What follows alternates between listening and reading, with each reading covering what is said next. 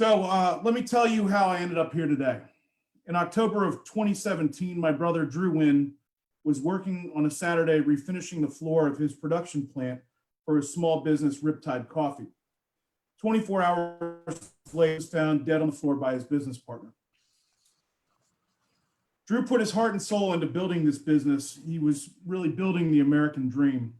His dream was cut short by a product called Goof Off, which was a methylene chloride-based paint stripper. The day after Drew's memorial, my mother read an article in the New York Times titled, "Why Has the EPA Shifted on Toxic Chemicals?"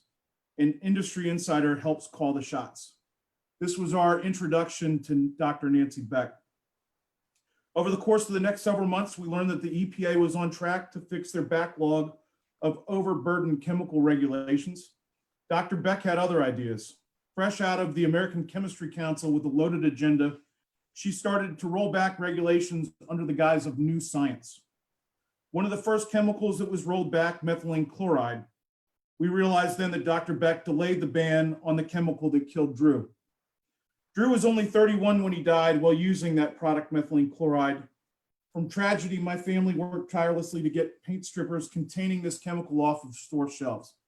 We lobbied in Washington. We urged retailers to stop selling the product and kept telling Drew's story to draw attention to the problem. We were determined to save other parents and families from the pain that we have felt.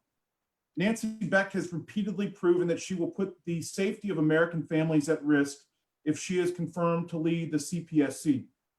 In addition to her interference on methylene chloride, she's delayed bans on high-risk uses of other toxic chemicals, most notably TCE. She's made systemic changes to weaken how the country's main chemical safety law is carried out, and more. Her record clearly shows that when making decisions about hazardous chemicals, industry interests outweigh the public's health and safety.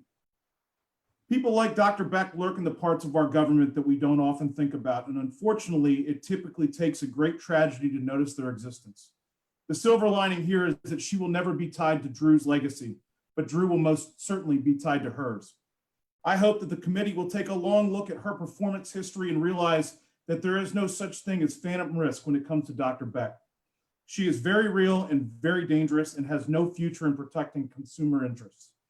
In closing, I call on Senator Graham and Senator Scott to continue to back their commitment to my family. Together, we achieved a great legislative accomplishment. So let's finish the job. Thank you.